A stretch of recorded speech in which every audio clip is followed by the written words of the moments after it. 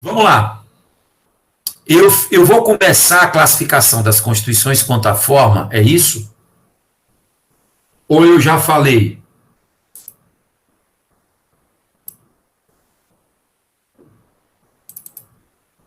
E aí, ficou todo mundo mudo? Não, professor, foi aí mesmo. Justamente.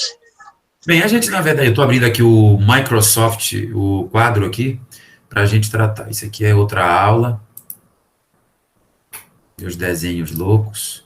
Podem me chamar de louco, mas tem gente que gosta dos desenhos. Então, prestem bem atenção aqui. Eu já falei um pouco sobre isso aqui. Quanto à forma, as constituições elas podem ser escritas e não escritas. Cuidado, eu já falei, cuidado com a interpretação gramatical que se quer impor a palavra escrita e não escrita. Dizer que uma constituição escrita é dizer tão somente, ou seja, é a mudança semântica da palavra. Quando a gente, em nível de senso comum, diz que uma coisa está escrita, é que ela está redigida em um pedaço de papel. Quando ela não está escrita, é porque ela está, vamos dizer assim, ao tempo e ao vento, ela não está reduzida a um documento. Isso é em nível de senso comum. Então, é o que todo mundo interpreta da expressão escrita e não escrita. Mas esquece isso. Esquece essa concepção em nível de senso comum. Por quê? Porque há uma mudança semântica nessas expressões escrita e não escrita. Elas adquirem outra significância. Tá? Escrita quer dizer que é uma constituição que é reduzida a um único documento. É isso que se quer dizer como Constituição escrita.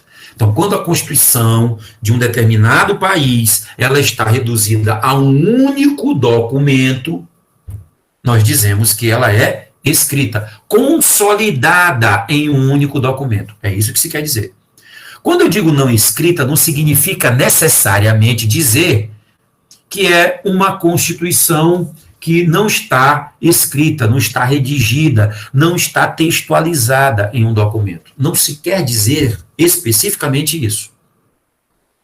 Se quer dizer é que essa Constituição, ela, embora escrita, ela está em textos esparsos. Eu já comentei isso aí quando falei da Constituição inglesa, acredito eu.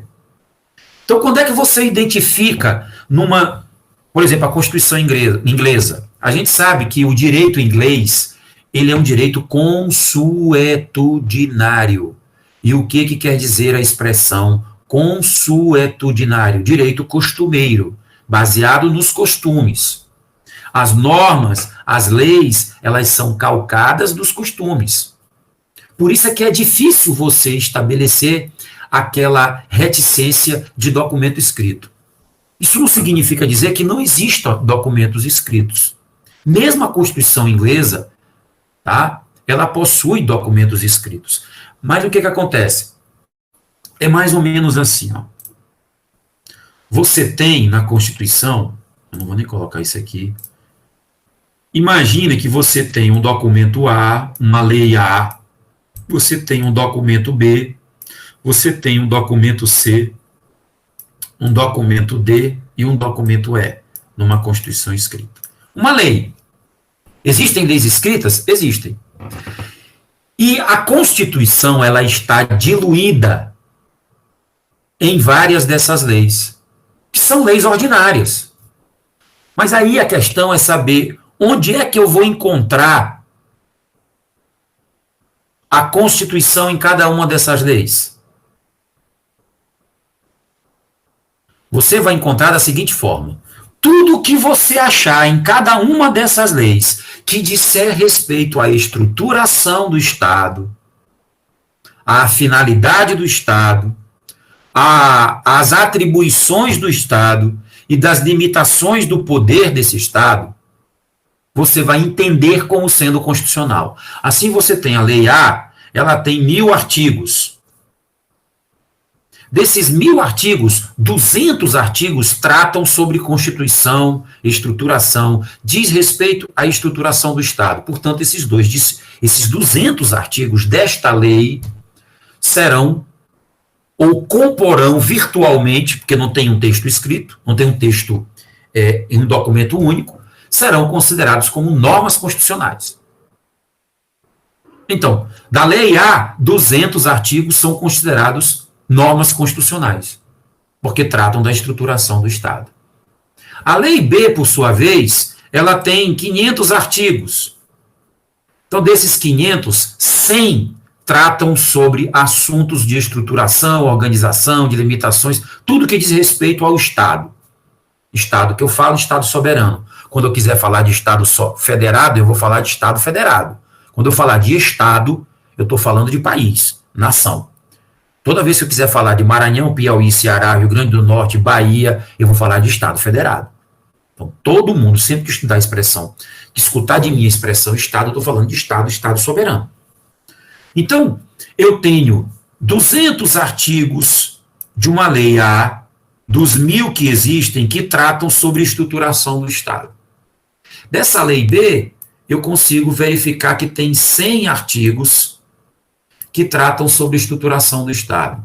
Da lei C, eu tenho 52 artigos que tratam sobre estruturação do Estado.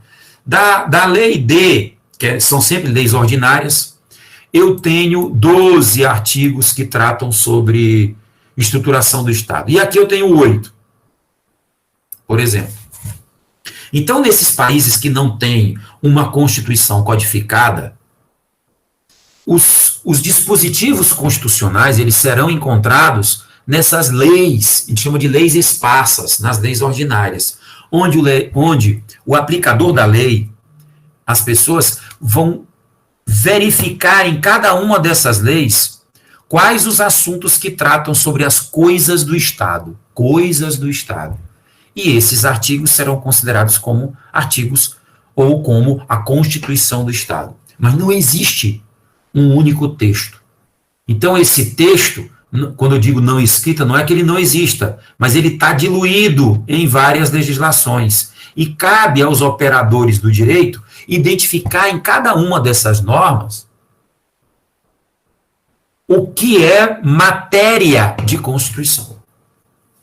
Tá certo? Eu acho que eu já tinha falado sobre isso com vocês, mas é para que vocês entendam. Então, por isso que se diz, a não escrita, ela encontra-se em textos esparsos, ou mesmo nos costumes. É claro, é costumeira como a Constituição inglesa. Tá? Muito bem. Essa questão do sistema stare decisis, eu vou explicar para vocês como é que isso funciona. Então, prestem bem atenção aqui, então vocês entenderam isso aqui? Então, nas constituições não escritas, vocês vão encontrar as matérias constitucionais, os operadores do direito vão encontrar aquilo que é matéria de Constituição em vários textos esparsos. Mas eles não chegam a formar um documento único. E nem se pode dizer que o fato dos países terem constituições não escritas são países desorganizados. A Inglaterra é o principal deles. Um país desenvolvido, que está, inclusive, na vanguarda da vacinação aí, tá certo? E a gente aqui, nessa loucura toda. Então, a Constituição, ela existe em textos esparsos, tá? Textos. Você vai encontrar trechos em leis que são matéria de Constituição. Tranquilo? Tá todo mundo bem? Tudo beleza? Entenderam? Já na Constituição escrita, o que se quer dizer é que todos os dispositivos constitucionais estão reduzidos em um único documento. Facilita. Mas nem por isso a gente pode associar que o fato de uma determinada nação, de um Estado, não ter uma Constituição escrita, ou seja, a Constituição ser não escrita, significa que ele é um Estado desorganizado, entendeu? Porque isso não acontece. Tá? Isso é uma questão muito de costume, né? Então, vocês entenderam aqui direitinho. Tá? Então, vamos embora lá. Prestem bem atenção aqui numa coisa. Eu vou abrir aqui um outro texto para explicar uma coisa para vocês aqui, que tem a ver com isso que eu acabei de falar. Vou abrir aqui a linha do tempo e vou explicar aqui uma coisa para vocês. Eu gosto muito da linhazinha do tempo. Eu sei que talvez tenha alguém que não goste, mas é legal. Eu vou separar aqui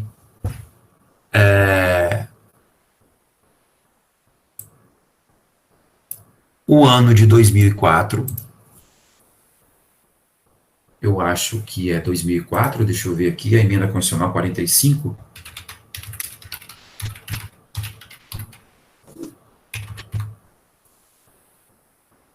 Deixa eu ver qual é o ano dessa emenda constitucional aqui, que eu acho que é 2004. Exatamente, é 2004.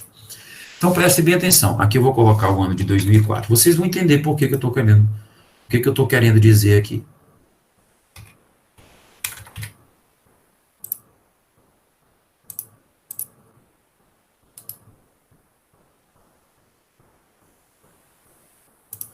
Só um minuto.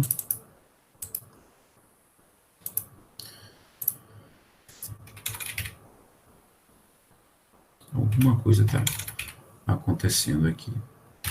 Beleza. E vou separar um outro ano aqui, que é o ano de 13.105 de 2015, o ano de 2016.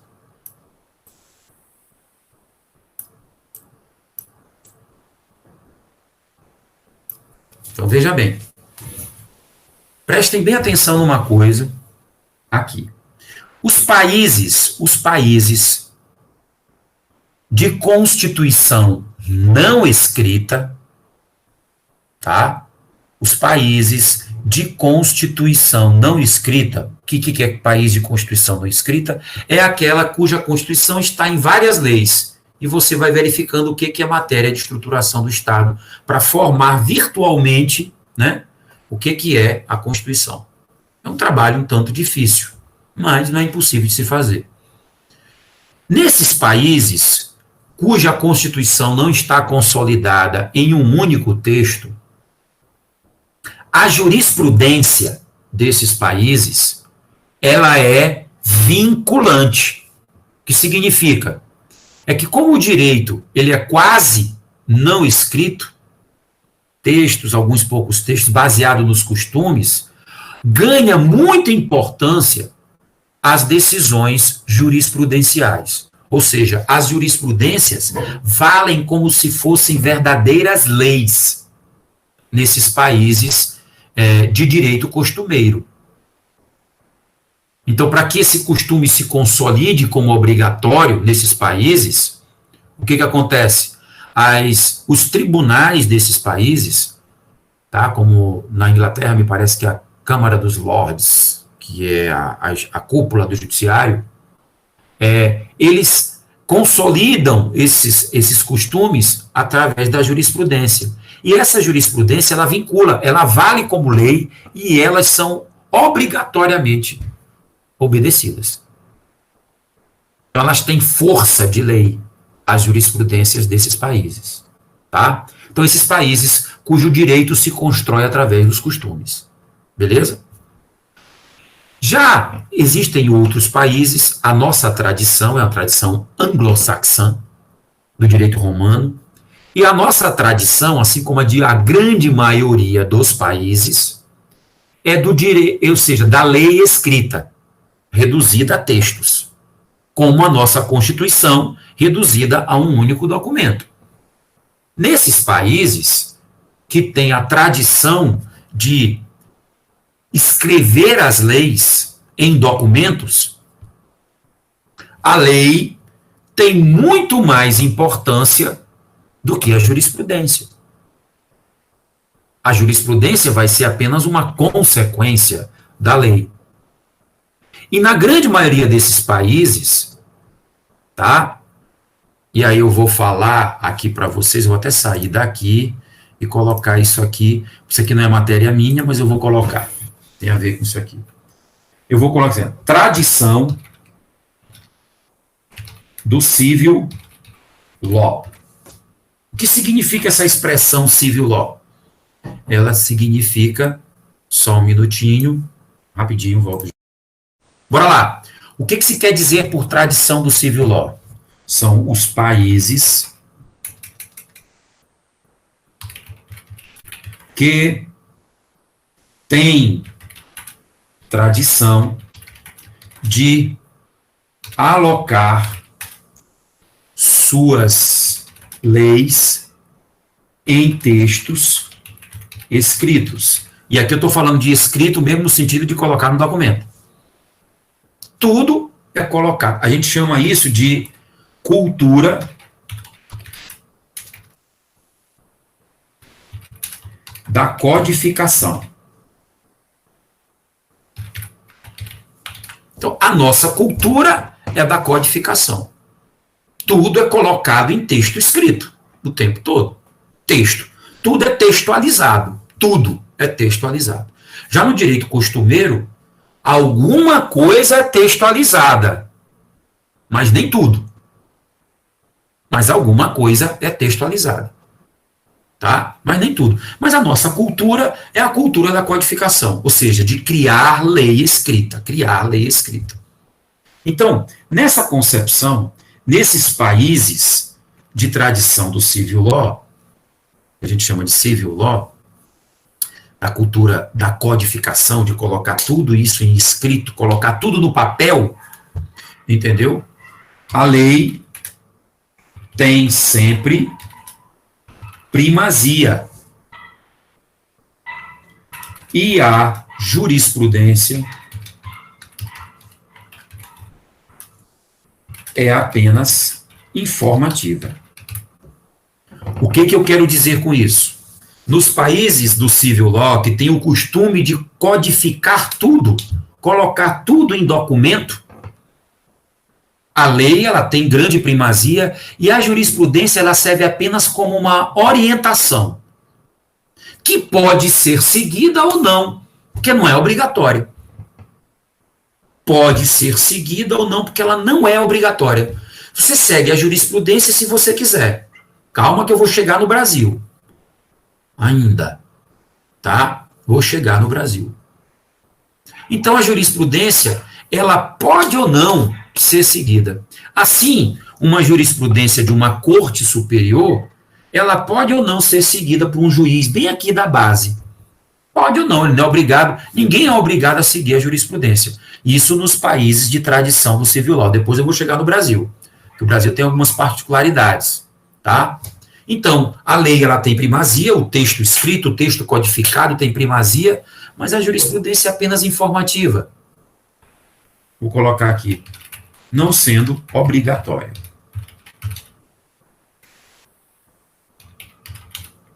Beleza. Isso aqui vocês têm que entender, porque vai valer para a vida de vocês.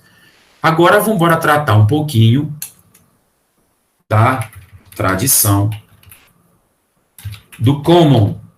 Não sei se eu estou escrevendo common law direito, mas deixa eu pescar aqui na internet. Para ninguém gravar minha aula e dizer o cara não sabe nem escrever. I speak English, but not very well. Common é como eu achei mesmo, é com 2 M's. Common.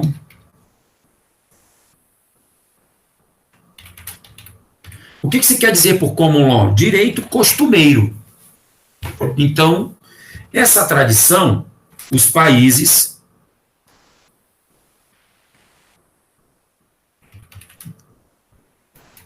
só um minutinho que eu estou com um problema no meu teclado.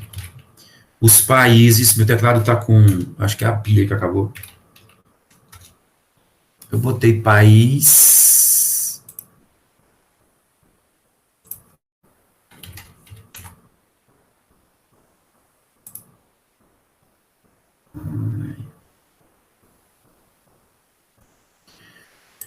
Os países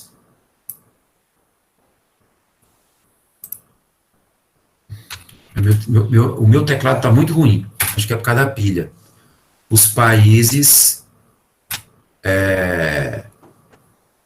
têm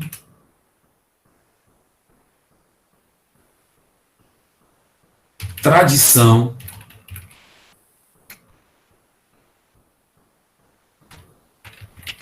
de estabelecer suas regras, suas leis, através dos costumes. Daí se falar, utilizar a expressão consuetudinário. Consuetudinário é o direito costumeiro, né? Através dos costumes, existindo alguns poucos textos escritos. Tem texto escrito, mas são poucos, baseado é baseado mesmo no costume. O costume é que vai fazer a norma. Só que essa norma costumeira, ela precisa ser consolidada. Como não tem texto escrito, e quando existe são poucos. Então, quem é que vai consolidar esse costume? Dizer que esse costume realmente vai ratificar que esse costume é obrigatório? É a jurisprudência. Então, o que acontece? Aí vou colocar. Nessa tradição, vírgula, a jurisprudência tem poder vinculativo, ou seja, será de observância obrigatória.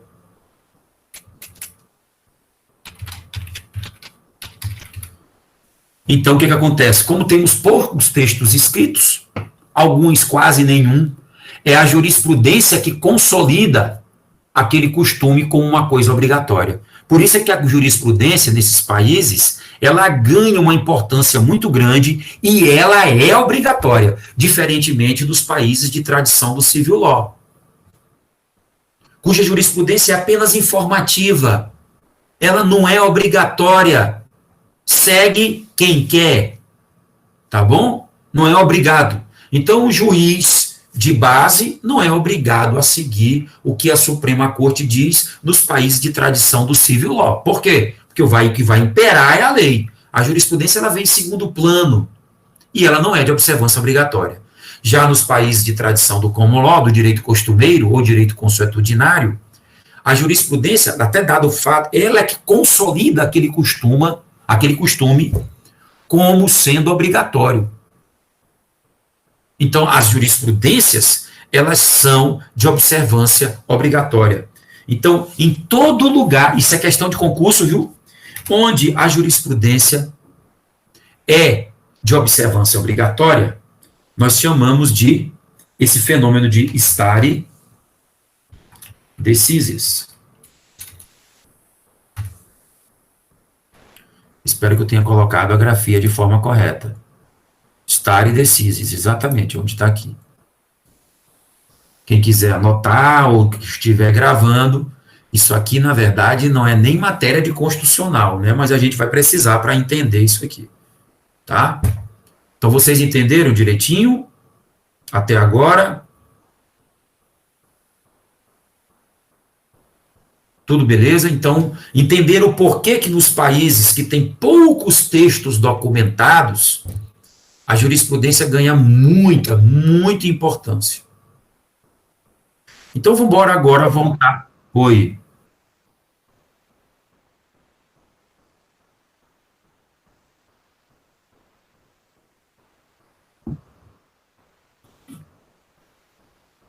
Quer que eu te diga uma coisa, amigo? Tem a Constituição americana, salvo engano, ela tem 27 artigos. E tem uma coisa muito interessante de um jurista alemão que teve aqui no Brasil, ele disse o seguinte, que o índice de desenvolvimento de civilidade de uma nação é inversamente, quem estudou regra de 3 sabe o que eu estou falando, é inversamente proporcional à quantidade de leis que ela tem. Ou seja, nos países desenvolvidos, né, onde as pessoas têm noção do que é certo e do errado, você precisa de poucas leis. Suécia, Finlândia, Suíça, Canadá. Você tem poucas leis. Mas, então, o que acontece? Quanto mais desenvolvido, menor o número de leis. Quanto mais subdesenvolvido, maior o número de leis. E o brasileiro é aquele que precisa de um quantitativo de leis muito grande para tentar tolher ele de fazer coisa errada. Então, nós temos tantas leis, então, o número de leis é inversamente proporcional ao índice, ao desenvolvimento dessa nação. Então, isso ajuda a explicar muita coisa. Por que a gente tem muita lei, entendeu? Porque o brasileiro precisa estar sempre todo... Então, com base nisso aqui, se vocês entenderam, eu passo de volta para cá. Antes de 2004, a nossa tradição, veja bem, a tradição brasileira é a tradição do civil law. Qual é a tradição do civil law? A lei está acima de tudo, a jurisprudência é apenas informativa e não é de observância obrigatória. Porra, beleza. Tranquilo, show de bola, eu entendi. Como a nossa tradição é do civil law, essa ideia do civil law que eu passei para vocês, ela imperou... Deixa eu abrir aqui. Ela imperou desde o descobrimento do Brasil até o ano de 2004. Então, o ano de 2004 era o civil law. A lei e jurisprudência seguia quem quisesse. Assim, uma súmula do Supremo Tribunal Federal era obedecida por um juiz lá de Tum-Tum, que sentenciasse um processo, só se ele quisesse. Ele não era obrigado a seguir a súmula. A súmula era apenas informativa. A nossa tradição é da lei. A lei é que imperava. A jurisprudência é apenas informativa.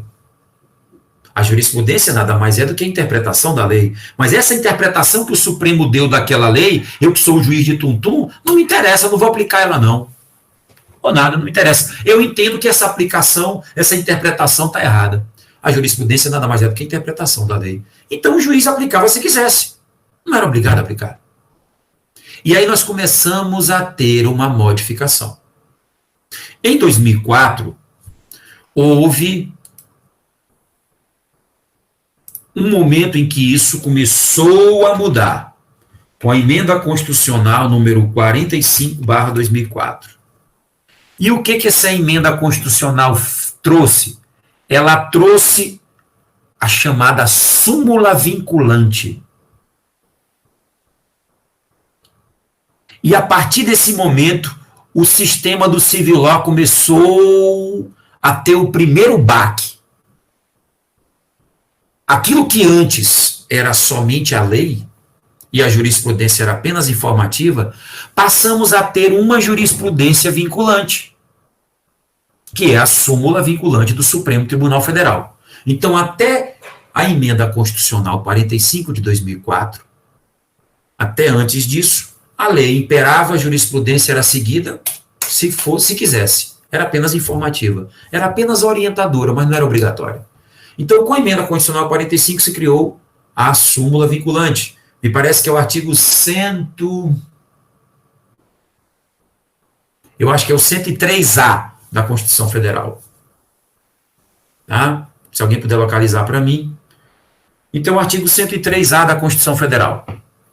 Beleza. Então, com essa emenda constitucional, ou seja, pelo menos uma jurisprudência já começou a vincular. Então, a gente começa a largar, a abandonar aquela visão do civil law, e o Brasil já começa a adotar uma visão do sistema common law. É claro que ainda até hoje nós somos do civil law, não deixamos de ser.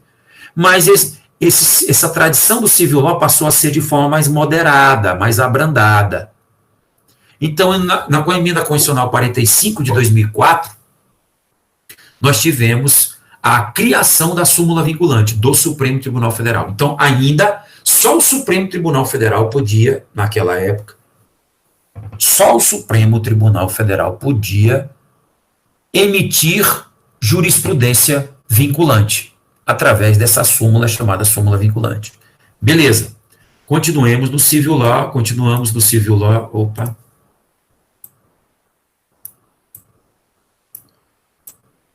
E o tempo andou. Quando chega em 2016, entra em vigência o novo Código de Processo Civil.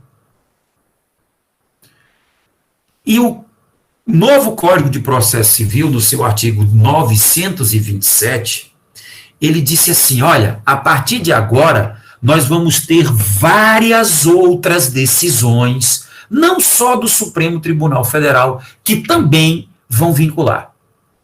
E esse artigo 927 do Código de Processo Civil, ele vem, então eu vou colocar, claro que o Código de Processo Civil é de 2015, deixa eu logo colocar isso bem aqui para não dizer que eu estou ensinando errado. Lei número 13.105 de 2015.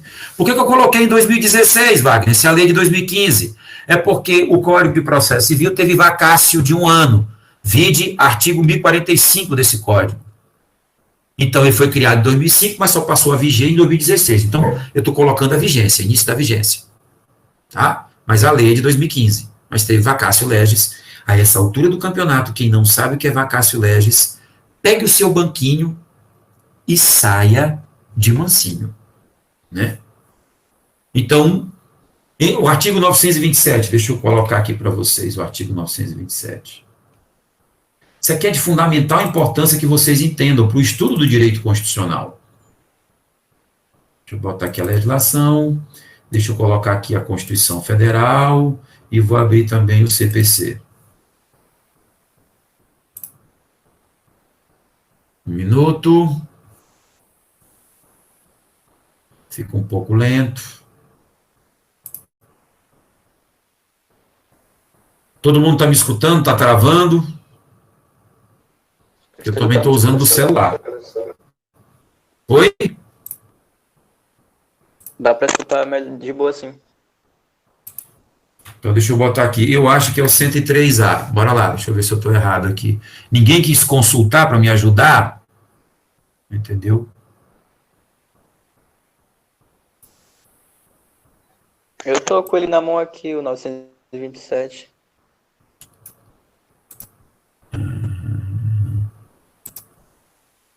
Deixa eu ver aqui, eu acho que não é o 103.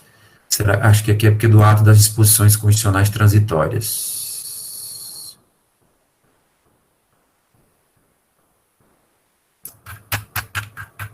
Eu estou na Constituição Federal, eu estou indo em 2004, tá? Voltei para 2004.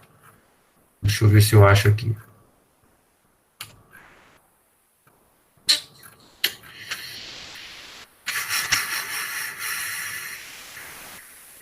Aqui. Deixa eu ver se eu acho aqui. Eu acho que é o 102. Deixa eu ver aqui.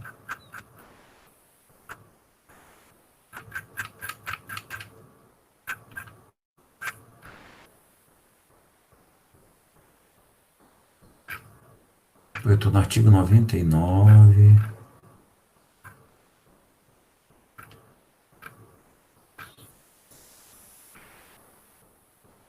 Espera aí que eu vou achar, eu fico injuriado quando...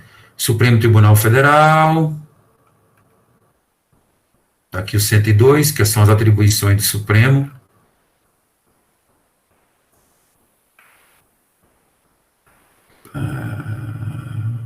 Aqui, parágrafo 2º do artigo 102. Olha aí, ó. Redação dada pela emenda constitucional 45 de 2004.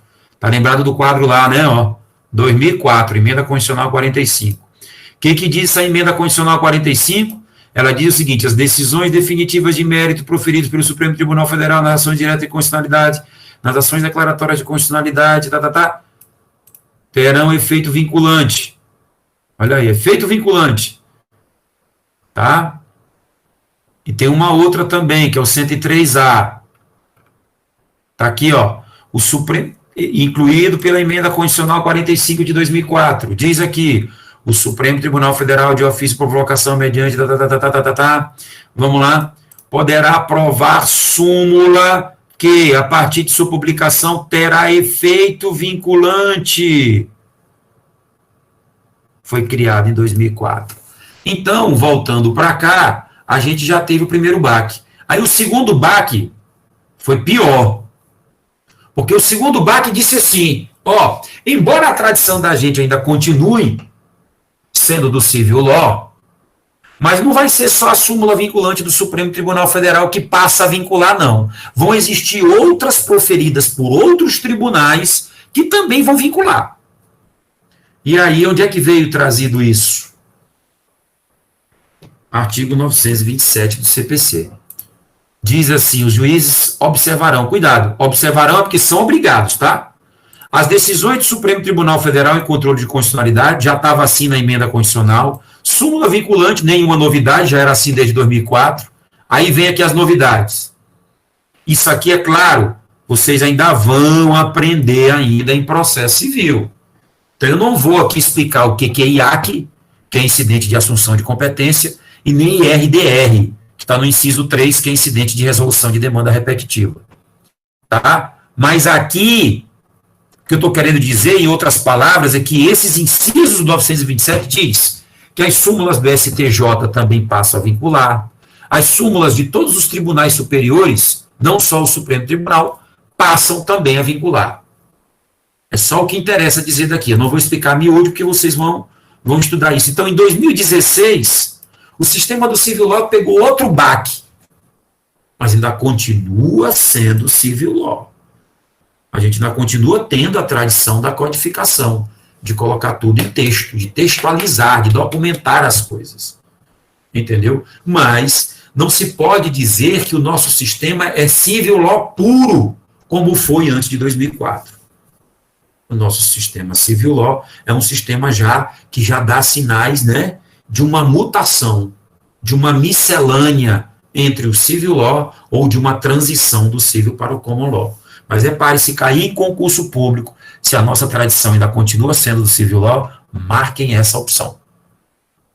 Muito embora essa tradição do civil law já traga um cabedal de decisões jurisprudenciais que passam a ser vinculantes, a exemplo do que acontece pura e simplesmente no sistema do common law. Ok? Todo mundo entendeu? Então, nós entendemos a tradição escrita e não escrita. A gente vai acabando falando outras coisas, mas vocês entenderam aqui direitinho, entenderam? Se alguém tiver alguma dúvida, pode falar agora. Enquanto isso, toma aqui uma aguinha. Eu nem estava sabendo dessa informação, que a gente nunca foi civil law. Pensei que a gente sempre tinha essa jurisprudência a dispor aí. Na verdade, não. A jurisprudência só passou a ser... A nossa jurisprudência só começou a ser vinculante em 2004. Antes disso, não era não, filho. Entendeu? Não era não. Tá? Muito bem. Assim sendo, sigamos aqui adiante. Quanto ao modo de elaboração de uma Constituição. Então vamos embora aqui, rapidinho aqui. Voltando aqui rápido, a nossa Constituição ela foi promulgada quanto à origem, já expliquei para vocês, tá? Ela é rígida, beleza? Quanto à forma, ela é escrita, porque ela está reduzida a um documento único.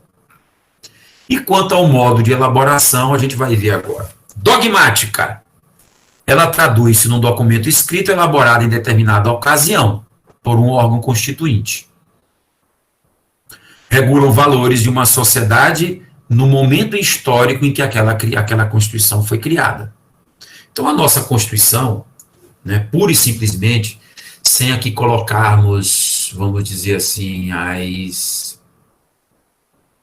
sem colocarmos aqui as emendas constitucionais, ela representou os valores que estavam na sociedade em 5 de outubro de 1988, que foi a data da sua promulgação. Tá? Então, já dá para a gente entender que a nossa Constituição ela é dogmática, nesse sentido. Dogmática, cuidado, aqui é uma mudança semântica. Porque a palavra dogmática, ela é uma palavra com plurissignificado. E aqui eu estou querendo dizer tão somente que ela representa os valores da sociedade no momento em que ela foi criada. É claro que a nossa Constituição, do jeito que está hoje, com cento e tantas emendas constitucionais, ela não representa tão somente os valores da época, porque ela foi alterada, né? Bem ou mal, ela foi alterada. Mas 80% dela ainda está ao tempo de 5 de outubro de 1988. E a Constituição Histórica, que ela é sempre não escrita, ela se constrói aos poucos. Ela é um processo de formação lento e contínuo. O tempo todo ela vai sendo alterada, exatamente através da jurisprudência, que é o caso da Constituição inglesa, baseada no direito costumeiro. Então, a Constituição ela vai mudando conforme a jurisprudência vai mudando. Ok? Então, a nossa Constituição aqui é dogmática ou ortodoxa.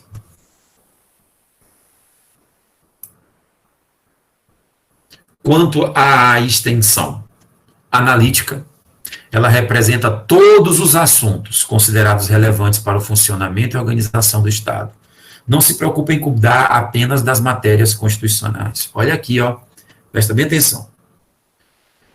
Geralmente as constituições que têm textos escritos, geralmente, eu já provei isso para vocês, ela traz, além daquilo que é matéria, o que é matéria constitucional?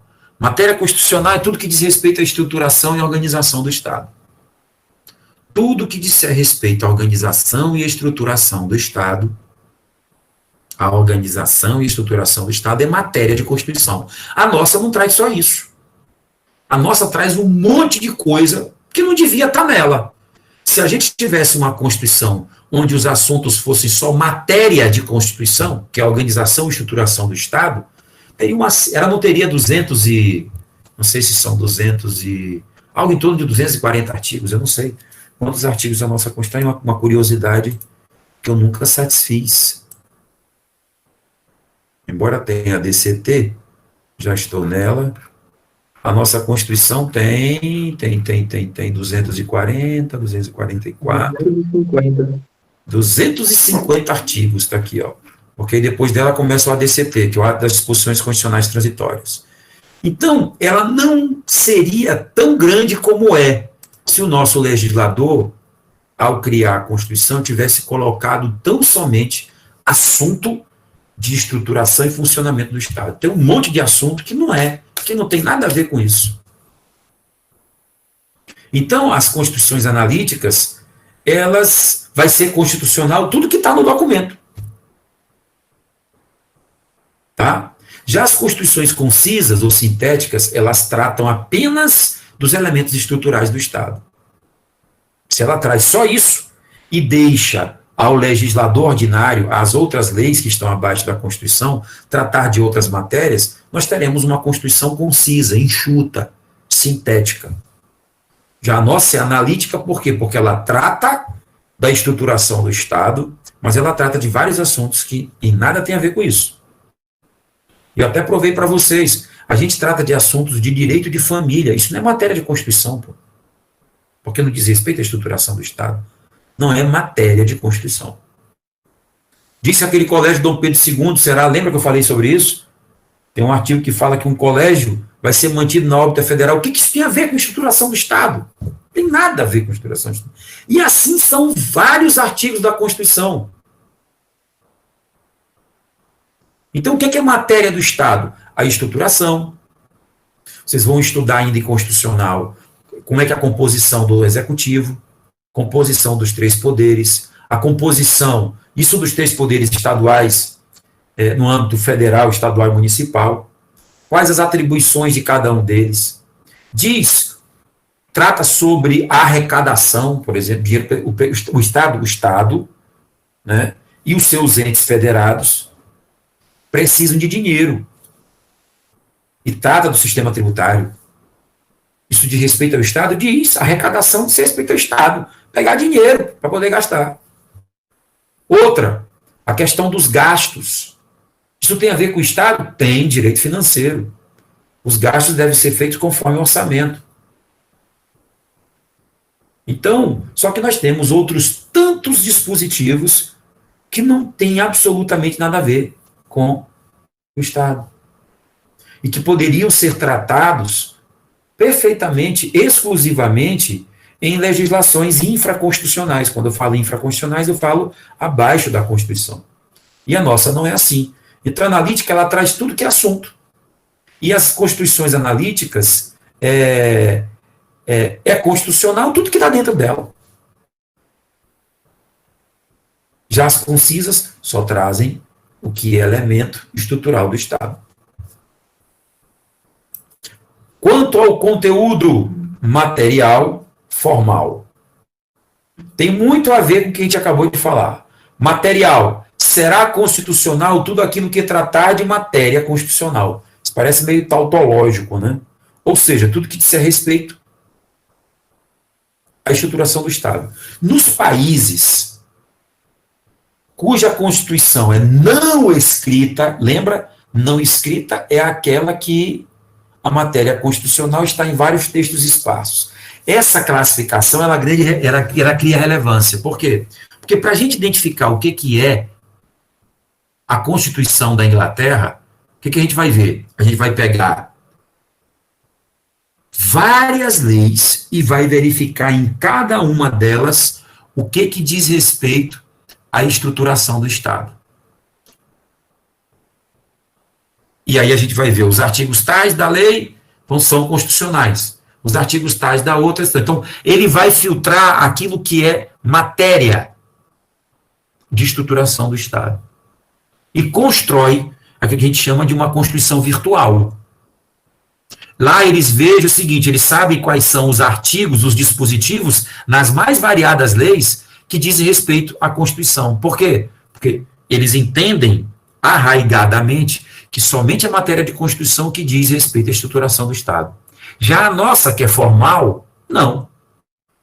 É Constituição, tudo aquilo que está dentro dela. Já que a gente tem uma Constituição em um único texto, é constitucional o que está dentro dela. Pouco importa, aliás, em nada importa se o que está dentro dela, de uma Constituição escrita, que é aquela que é reduzida a um documento único, tudo que está dentro dela é constitucional. Não interessa, é completamente indiferente verificar o que é matéria de Constituição e o que não é. Por quê? Porque tudo que tiver dentro dela é matéria de Constituição, porque está na Constituição. É típico das Constituições escritas. Que é só nelas que a gente vai ver. Então, a gente fala de Constituição formal ou constitucionalidade formal. Aliás, constitucionalidade formal é outra coisa. A Constituição formal é constitucional tudo que está dentro do texto escrito. Vocês estão entendendo? Já na Inglaterra, eles têm que verificar tudo que diz respeito à estruturação. Por quê? Porque não tem um documento único. E eles vão, na verdade, identificar o que a Constituição deles, por não estar em um único texto, eles vão ter que identificar em vários textos aquilo que diz respeito, aquilo que é matéria de Constituição. É um processo um pouco difícil, né, para a gente aqui, né, mas para eles talvez não seja tão grande. Vocês entenderam direitinho aqui? Alguma dúvida? Então não, professor. Maravilha, que turma legal. Por que tu não abre tua câmera, Steny? Eu abri ainda agora, porém, tava mandando mensagem toda vez eu tinha que sair, porque eu tenho um live talk que eu não gosto de ver notificação na tela do celular. Aí eu tenho que sair, fechar a notificação e voltar. E toda hora minha câmera tá assistindo aula pelo celular? Tô. Tu tens computador? Tenho, mas é porque eu tenho preguiça de ligar ele.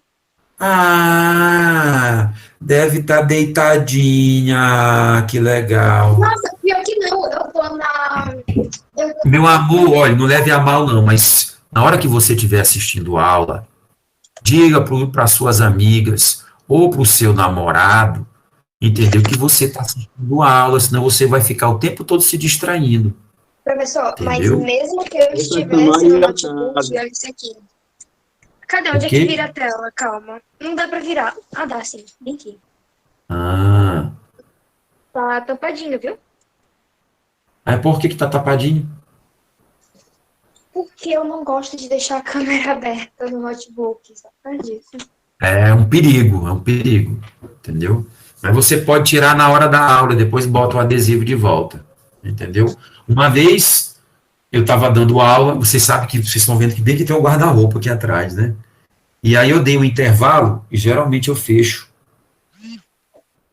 o microfone e a câmera. Só que eu dei um intervalinho, assim, no meio da tarde, fui tomar uma água, aproveitei e tomei um banho. E vim me vestir aqui. E aí, o que acontece? Aí, ainda bem que uma aluna chegou, professor, só tem certeza que você vai trocar roupa aí, de roupa aí? Isso foi agora no semestre passado. Avisado. Aí eu, caramba, já imaginou que cena horrenda seria aquela, e ainda mais alguém com maldade colocando em rede social, entendeu? Coisa feia, entendeu? Vamos lá. Colocando a minha bunda para todo mundo ver, que coisa ridícula, mas tudo bem. Vamos lá. Quanto à finalidade, garantia e dirigente, entendeu? Vamos lá, a Constituição garantia mais a questão liberal, tá? Ela restringe o poder do Estado, criando esferas de não interferência do poder estatal na vida do indivíduo. Tá? E a dirigente é a consequência do constitucionalismo social do início do século XX. Eu não quero entrar muito nisso aqui, porque isso aqui tem mais uma questão mesmo de ideologia partidária. Eu não vou entrar nisso aqui, não. E aí, deixa eu colocar isso aqui para lá. Quanto à interpretação, onde é que isso tudo está, Wagner? Em que livro eu acho isso tudo? Você acha no livro do Pedro Lenza, como também acha, se você quiser comprar um único livro de constitucional, eu disse para vocês no início, aqui, ó, essa bem aqui, ó. Ei, professor. O livro dela, ó. Já chegou, ó. Ah, já é uma edição mais nova, né? Minha 2021. A minha ainda é pink ainda, porque ela ainda é a minha é 2019. A minha é rosa também, só que não tem essa faixa preta aí no mas o meu é todo rosa, entendeu? Mas não tem problema, não, eu não sou homofóbico. Vamos lá. Adiante. Essas classificações que a gente vai ver a partir de agora, demandam de vocês um pouco mais... um pouquinho mais de... Porque tem algumas expressões que são muito parecidas. Por exemplo, você tem aqui normalista, normativa... Então, normalista, normativa e nominativa. Eu tenho até umas regras de mnemônica, mas eu não posso passar para vocês. Porque as minhas regras de mnemônica... Desculpa. Tapa aí para não pegar Covid. Bora lá. Eu não estou com Covid não, viu? Eu achei que eu tivesse na semana passada... por conta de uma sinusite, aí eu fiz exame na quarta-feira, recebi sexta, não estou. Bora lá. Quanto à interpretação. Nominalista. Então, presta atenção, a gente vai trabalhar 3 expressões parecidas. Nominalista, normativa e nominativa. Tá? Então, vamos lá. Quanto à interpretação, é a nominalista. Isso aqui é utopia. Tá? Eu utilizo a seguinte regra de mnemônica. É coisa besta que eu vou falar. O nome na lista. Se o nome da pessoa estiver na lista, tá? Você estará precisando, né, de que ali ela vai estar. É uma coisa meio doida, mas é uma técnica meio absurda. Cada um tem suas técnicas para poder... Então, nome na lista. Imagina, o nome na lista. Se o nome está na lista, o nome da pessoa está preciso e inteligível, dispensando qualquer outra coisa. Mas só que a gente vai ter que adaptar para cá. Então, o nome na lista, o nome está na lista. O que isso quer dizer? Que a Constituição ela é tão perfeita nas palavras que ela traz no seu conteúdo, que ela não precisa de nenhum método de interpretação. Ela é tão clara, tão cristalina, tão precisa, que não precisa de qualquer método de interpretação. Senhores, as palavras, embora nós tenhamos uma língua rica, que é a língua portuguesa, mas mesmo as palavras escritas, elas podem dar margem a dúvidas. Então, a Constituição nominalista é aquela que é perfeita, que não precisa de nenhuma regra de interpretação. Não existe isso. E nenhuma. Nada é tão perfeito que não precise, que não possa estabelecer um duplo sentido. É igual aquela história. Às vezes uma vírgula muda o significado de uma palavra. Quando eu digo eu não acredito, a Maiane, por exemplo, fala alguma coisa para mim, e eu digo eu não acredito. É porque eu não acredito. Agora, se eu digo eu não, vírgula, acredito, é porque eu acredito. Analise. Escreva a palavra eu não acredito e bote mais embaixo eu não acredito e depois de eu não, vírgula, acredito. É porque você, na verdade, está acreditando na segunda opção onde tem a vírgula. Então, às vezes, até a vírgula muda o sentido de uma palavra. Então, entender que uma Constituição é tão perfeita que não precisa de qualquer método de interpretação, ou que ela não traga qualquer tipo de dúvida quanto à interpretação, é uma utopia. Isso não existe em nenhum lugar. Então, a classificação nominalista, nesse caso, ela existe para fins de ordem didática. Mas ela não existe, ela é uma utopia. Tá? Então, a interpretação semântica é aquela que sempre, por mais perfeita que ela tente ser, ela sempre vai trazer dispositivos de entendimento dúbio, né? Que dão uma certa dúvida de como interpretar. É assim na vida. E no Brasil não poderia ser diferente. Então, a nossa Constituição, ela não é nominalista. Por quê? Porque, por força da própria riqueza da linguagem e da nossa língua pátria, do nosso vernáculo pátrio, não há como se conceber algo tão perfeito que não traga uma dúvida de interpretação. Portanto, a nossa Constituição, nesse aspecto, ela é semântica. Mais adiante, a gente vai ver uma outra interpretação da palavra semântica. Tá? Muito bem. Agora nós vamos à correspondência com a realidade. Então, bora lá. Olha aí como a semântica aparece de novo aqui, ó. Mas num outro sentido. Tá? Então, preste atenção aqui. Primeiro eu quero explicar para vocês o que é correspondência com a realidade. Quando é que uma Constituição é verificar em que grau o texto. Lembra quando a gente tratou sobre a concepção sociológica de Ferdinand de Lassalle, quando nós estávamos falando do significado da palavra Constituição? Nós vimos o sentido sociológico, o sentido político, o sentido jurídico, revisando, sociológico de Ferdinand de Lassalle, o político de Carl Schmitt. Nós vimos o sentido jurídico, que é a teoria pura do direito, né, de Hans Kelsen, e o sentido culturalista, vocês devem lembrar disso. Então, quando eu falei do sentido sociológico, eu falei sobre constituição real, né, que é aquela que está distante daquela que está escrita. Lembram disso? Eu falei disso para vocês. Então, é nessa toada é que a Constituição foi classificada quanto à correspondência com a realidade. Em que grau uma Constituição, em que grau as coisas que estão escritas correspondem com aquilo que se materializa na sociedade? E aí, no caso, houve 3 classificações em relação a isso.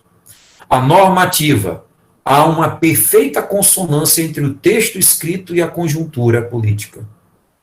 Então, se quer dizer o seguinte, que tudo que está escrito é o que se reflete na sociedade. Do mesmo jeito que aquela nominalista, só que repara, na nominalista, eu estou querendo dizer o seguinte, que ela não precisa de qualquer outra interpretação. Tudo está muito claro e preciso. Na normativa, eu estou querendo dizer o seguinte, é que a norma é obedecida à risca, diferente da concepção nominalista. Então, na normativa, há um perfeito ajuste entre o que acontece e aquilo que a norma traz. Então, se diz que a Constituição é normativa, ou seja, o que está na norma é rigorosamente aquilo que está sendo obedecido.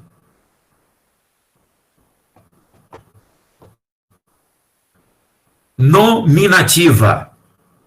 Não é nominalista, nominativa. Não há uma exata congruência entre o que está escrito e aquilo que acontece. Mas ela almeja uma sintonia. É aquela história. ela, embora ela reconheça a Constituição, que aquilo que está escrito não se reflete na realidade, mas ela busca essa consonância. Essa consonância perfeita do que está no texto e a realidade, ela também é uma utopia. Da mesma forma que nós vimos no na Constituição nominalista. Então, a nominativa, ela estabelece, não há congruência entre o que está escrito e a realidade, mas ela almeja isso. E a semântica, que é a Constituição, que nunca pretendeu congruência entre o texto e a realidade. Geralmente, as constituições semânticas nesse sentido, elas são constituições ditatoriais. A exemplo da de 37, tempo do Estado Novo de Getúlio Vargas, a Constituição de 67, que veio em função do golpe militar de 64. Tá? Muito bem. A nossa atual, ela é nominativa. Tá? Aí não vai confundir. Ela é semântica quanto à interpretação. Ela não é nominalista. Tá? Mas ela é nominativa. Eu sei que tem gente que vai confundir isso aí. Tá? E eu tenho uma atividade para vocês, que vai ser a nossa atividade. Eu vou logo adiantar ela para vocês, assim que eu terminar aqui. O que vocês vão ter que fazer para a atividade que vai valer 3 pontos? Prestem bem atenção. Eu ainda vou colocar ainda na plataforma. Isso vai ser entregue até o dia da avaliação. Tá? Eu vou colocar na plataforma, vou colocar no grupo. Vocês vão ter que fazer, em relação a todas as constituições, classificar cada uma delas, conforme o que está aqui nesse material. 1824, promulgada ou otorgada? Otorgada. Otorgada por quê? Você vai dizer por que ela foi otorgada. Ela é rígida, semirrígida, flexível, fixa. O que ela é? Você vai dizer que ela é semiflexível. Eu até falei sobre isso. Por quê? Por isso, por isso, por isso, por isso. Você vai fazer de cada uma delas. Você vai fazer a análise de todas as constituições brasileiras que nós estudamos, à luz dessa classificação, dizendo o porquê em cada uma delas. Essa vai ser a atividade que vai valer os 3 pontos. Cuidado quando você for entregar a sua atividade para o colega. Eu não sou mentiroso e nem hipócrita para dizer que eu vou olhar e vou ficar comparando uma com a outra. Mas na hora que a gente corrige, eu, por amostragem, eu vou fazer algumas comparações, eu vou verificar. Às vezes a gente acaba sempre pegando. Então, tu pega o teu, quando tu mandar para o colega, tu diz, compadre, muda alguma coisa, tá? Não deixa igual, não. Até porque, como vocês vão mandar pelo texto também, eu tenho um programazinho de varredura, que eu utilizo na época das monografias. Eu tenho 2 programas de varredura de monografia. Então, o que acontece? A gente joga o texto de vocês dentro, se tiver alguma coisa igual, a gente descobre. Então, eu não preciso fazer muita coisa, não. Só pego e jogo dentro. Então, não vacila, negão. E quando tu copiar da internet também, toma cuidado. Tá bom? Claro que eu vou fazer isso por amostragem, né? Não vou fazer com todo, que não vou perder tempo também com isso. Mas se você tiver o azar de logo na sua isso acontecer, entendeu? Aí você não vai ficar sem os 3 pontos, só vai brigar pelo 7 na prova, entendeu? Agora, se você gosta de viver a vida perigosamente, aí eu acho que não vou cair nessa amostragem, não, então eu vou tacar a ficha e vou copiar dos outros mesmo. Aí, se você conseguir passar, parabéns, entendeu? Se acha que me enganou, oi. Pode estipular alguma quantidade de linhas ou páginas, sei lá, para ter alguma base. É livre. Vai mandar o teu texto de hoje na plataforma, que eu não vou abrir a plataforma para vocês colocarem. Eles vão colocar lá na plataforma, até o dia da avaliação. Pode ser antes. Eu, na segunda-feira, já vou criar a plataforma. Na plataforma, já vou criar na plataforma o lugar para vocês depositarem lá que vocês vão depositar. Mas a quantidade de linhas é livre, tá bom? Professor, vocês tá. têm que justificar cada classificação? Cada uma, bebê. Ok. Tá bom? Muito bem. Quanto à ideologia eclética, ela é composta de ideologias de diferentes classes sociais, né? Diferentes pensamentos, e a ortodoxa, que só se baseia em um pensamento. Geralmente as constituições, aí eu vou dizer, a nossa eclética é as constituições que não são ecléticas, as ortodoxas, são as de 37, aliás, a de 1824, a de 37 e a de 67. As constituições ditatoriais, elas representam apenas o interesse de quem está lá no poder. Tá bom? Já fica mais claro. E aí vocês também terão que justificar, tá bom? Com suas palavras. Tranquilo? Quanto à unidade documental, orgânica e inorgânica. Orgânica, a nossa Constituição, aliás, a nossa Constituição de 88, só não. Todas as nossas Constituições foram orgânicas, porque tem uma única estrutura documental. Constituição escrita. E inorgânica, pluritextual, exemplo, a inglesa, formada por várias estruturas textuais, onde as normas constitucionais estão dispostas em vários textos. Acabei de falar isso quando falei da Constituição inglesa. Você vai pensar o que é matéria de Constituição. Tranquilo? Essa turma não pergunta nada, eu acho massa isso, cara. Então, o que acontece? Eu sempre costumo dizer, as turmas de elevadíssimo nível de intelectualidade, eu tenho que, na verdade, prestigiando isso, eu vou Professor, fazer uma prova intelectualmente caprichada, levando em consideração que vocês vão fazer prova em casa, tá? E também é dado o fato de que vocês entendem tudo, assim, eu não sei se sou eu que sou tão perfeito eu não sou, eu sei que eu não sou, ou então vocês estão, já pode colar grau já, nossa, tá bom demais. Então a prova vai vir daquele jeito, né?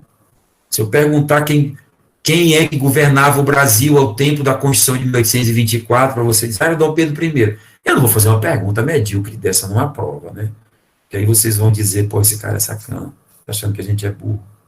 Não, minhas perguntas vão ser bem caprichadinhas. Diga, Marcelo, teto bonito, o teto da tua casa, viu? Tá? Poder baixar mais a câmera, beleza. Obrigado. Pode perguntar, autoridade. Para o senhor, faz sentido didaticamente, ou não Me sei chamar de senhor palavras, mais uma vez, eu separar te repelo, jogador. Eu não quero que ninguém me chame de professor e não quero que ninguém me chame de senhor. Pô, eu acho isso... Mas, de qualquer forma, eu sei que é pela questão do respeito, mas não faça mais isso, não. Diga lá. Você acha que é didático essas normas constitucionais estarem separadas em vários textos? Não precisa nem me chamar de você, pode chamar de tu. Wagner, tu. Fica até legal. Tu é legal. Meu Deus. Eu tô brincando, vai lá, pergunta. Pergunta de novo. Tu acha que é didático essas normas constitucionais estarem dispostas em vários textos? Olha, na verdade, é complicado eu fazer uma análise dessa quando você não vive a realidade de um país. O que eu posso te dizer é o seguinte, é complicado a gente analisar sob o nosso prisma. A gente tem aquela cultura de sempre ter tido Constituição em um único texto. Aí dizer, isso é organizado, ter Constituição espalhada em vários textos, como eu poderia dizer que isso é uma concepção desorganizada? Porque os caras lá são de primeiro mundo, meu amigo. Entendeu? Na Inglaterra tudo funciona. Entendeu? É um país de primeiro mundo, as coisas são organizadas. Então, como é que eu poderia, sob a minha realidade, dizer os caras são desorganizados? Eu não posso dizer isso. E eles, dentro da cultura deles, eles podem dizer assim, aquele povo do Brasil é um povozinho medíocre e desorganizado, porque eles precisam de uma Constituição num único texto e não conseguem sequer obedecer o que está nesse único texto. Já imaginou isso? O que eles não falam da gente? E a gente tem que dizer o que deles? Pô, os caras não têm uma Constituição no único texto, mas os caras são organizados pra caramba. Tem alguma coisa ali de bom. Já eles já dizem, os caras têm uma única Constituição e um único texto e são subdesenvolvidos, desorganizados, entendeu? É complicado, né, meu velho? Seria a mesma coisa que você me perguntar isso se nós estivéssemos estudando direito lá na Inglaterra. Eu diria para você o seguinte, que é até complicado, mas eu poderia dizer assim, que naquele país, aquele Brasil, meu amigo, mesmo com uma Constituição no único documento, os caras não conseguem fazer nada que preste. Entendeu? Né? Complicado. É complicado a gente analisar uma outra cultura com base nos nossos valores. Eu não posso dizer isso. Muito pelo contrário, por serem por se caracterizar como um país desenvolvido, entendeu? Vai bem aqui, ó, na Guiana. Nós temos a Guiana francesa, a Guiana inglesa. Eu fui na Guiana inglesa e também conheço a Inglaterra. Eu conheço três lugares que pertencem à Inglaterra. Eu não vou ficar aqui falando também para não dizer. Eu digo, não tem problema nenhum, não. Porque alguém vai chegar e vai dizer, ele só quer ser, dizendo que ele viajou. Eu digo porque, quando eu tive a oportunidade de conhecer outras culturas, eu fui. Eu conheci a Inglaterra, Londres, maravilhoso, tudo funciona. Entendeu? No cospe na rua, não, jogador. Claro, exagero, nem te prende. Tudo funciona. Tá? Conheci a Guiana inglesa, aqui no norte do Brasil, nada demais, mas você chega lá, você parece que está na Inglaterra, é outra coisa, papai. É completo. Vizinho do Brasil, nós temos uma Inglaterra vizinha do Brasil. Aliás, duas Inglaterras, quase, uma vizinha do Brasil, outra quase vizinha. As Ilhas Malvinas, que redundou, inclusive, no início da década de 80, uma guerra contra a Argentina. Tá? Era a Inglaterra. Mas fica no mar territorial argentino, bem pertinho do Rio Grande do Sul. Nós temos a Guiana inglesa. E conheci também as Ilhas Caimã. Já fica no Caribe, que também é da Inglaterra. Irmão, tudo funciona. Entendeu? Aí, tudo é dominado pela Inglaterra, que tem uma Constituição escrita. Hã? As Ilhas Caimã é uma possessão inglesa. Pois é. Lá, inclusive, é um conhecidíssimo paraíso fiscal. Né? Elas são conhecidas como paraíso fiscal. Cara, mas é um lugar espetacular. Entendeu? Primeira vez que eu vi em loco um tubarão na minha vida. Estava fazendo mergulho, entendeu? Mas me disseram que os tubarões não mordiam, eu fui, mas também não vou mais nunca num negócio desse, não. Tubarão agora, se tiver que me morder, vai ser pela água do chuveiro. Tá difícil. Eu banhar de mar para me pegar, não tem condição. Bora lá. Então, pô, funciona, as coisas funcionam, gente, funcionam. Eu espero e desejo que cada um de vocês tenham condições de um dia ir num lugar, num país desenvolvido. Cara, é muito legal. Aí você volta de lá depressivo, aí tá que eu vou voltar para aquela zoeira doida, entendeu? É complicado demais. Bora lá, quanto ao sistema. Principiológica, os princípios têm grande... Todo mundo já sabe qual é a diferença de princípio para regra, né? Norma jurídica é igual a princípios mais regras. Eu falei isso para vocês, não falei? Beleza. Então, os princípios ganham grande importância, sendo as normas que preponderam. E a preceitual confere primazia às regras, possuindo normas com alto grau de precisão. Todas as nossas constituições são principiológicas. As brasileiras. Já estou dando a dica da atividade todinha. Beleza? Mas quem não souber alguma coisa, vai ter que pesquisar. Quanto ao local de decretação, tá? Hétero é vários. E alto é em um só. Ou próprio. Então, a heteroconstituição, só tem um caso aqui que eu consegui colocar, que é uma constituição que é formada em vários lugares, de textos de vários lugares. Exemplo, a Nova Zelândia, Canadá e Austrália, cujas constituições foram aprovadas por leis do Parlamento Britânico. E vou até mais longe.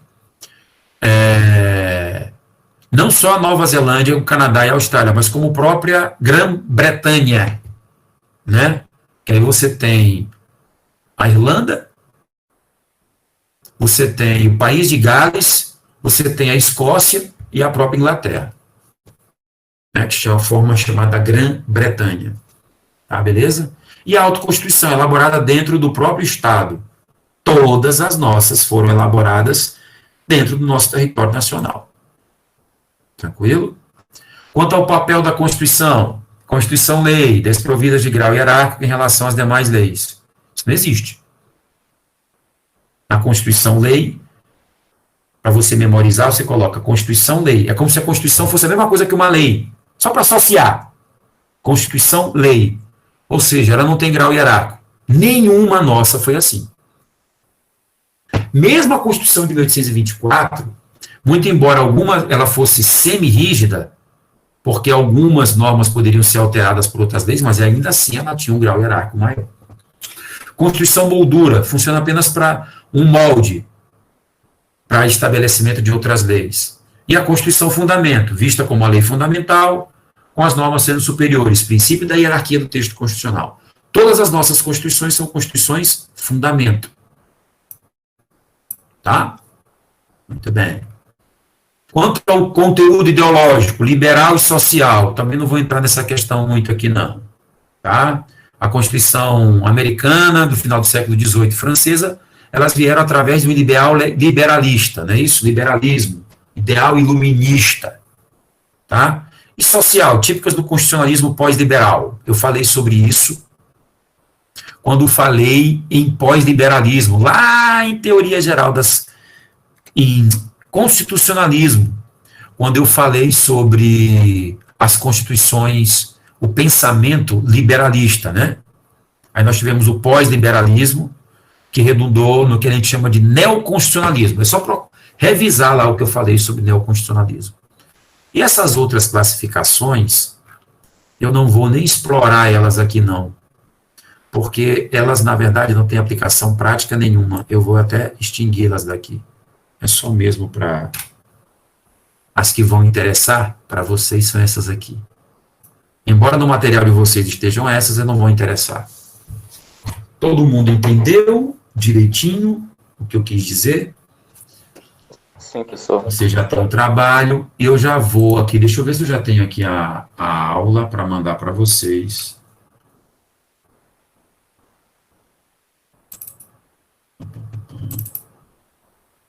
Eu acho que eu não estou com essa aula nesse computador. Constitucional. Eu acho que é essa daqui. Teoria da norma constitucional. Deixa eu ver se ela está atualizada, essa aula aqui. Não, só está aqui só o título dela. Não tá, não. Eu vou mandar antes da próxima aula, tá bom? Bem, gente, como a gente havia acordado, para aqueles que chegaram antes, eu estou roteando do meu celular a aula de hoje, porque desde quarta-feira eu estou sem internet. Então, quarta-feira à noite eu não dei aula de... Peraí.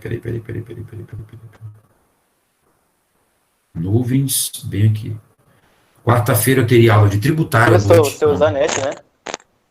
Hã? A internet da sua casa é a net. A minha net. Que já foi muito boa. Tá falhando todo dia. Tá horrível. É. A tua também, né? É net. Cai todo dia. E vem cá, qual é a boa da vez? Porque eu não sei qual é. Todo mundo tá reclamando de tudo. Estão dizendo que é a Vivo, a da TVN.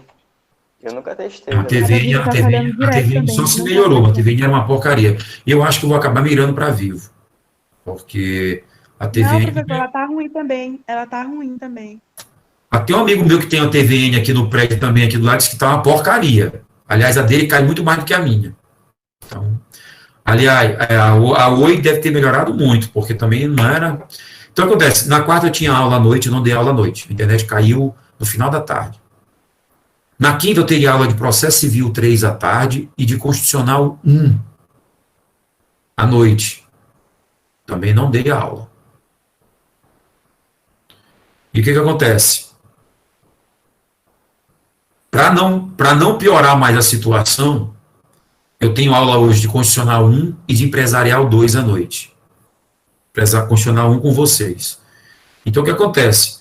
Essas duas, a de tributário de quarta-feira à noite, eu vou dar aula amanhã, sábado, de 10, aliás, de 8h30, 9 horas até 11 horas, até 11, mais ou menos meio-dia. 9 horas até meio-dia. Já vou matar essa aula. E aí ainda vai ficar faltando 2, que é processo civil 3 e constitucional 1. Então, o que acontece? Eu até disse para o pessoal de constitucional 1 da noite, que é bem a matéria de vocês, para assistir hoje à tarde. Mas vários dias disseram, professor, a gente tem que trabalhar. Eu falei, tudo bem, então eu vou marcar um outro horário para vocês. Aí vou marcar com eles, eu não sei com a outra turma, que são 3 aulas que faltaram, para o sábado à tarde, que eu vou sacrificar meu sábado da manhã para poder logo repor essas aulas.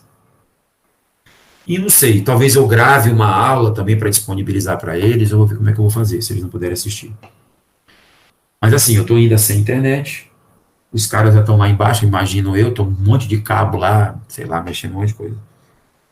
E para que eu utilize uma parte do meu pacote de dados para a aula da noite, não perder, então eu resolvi, na verdade, fazer isso.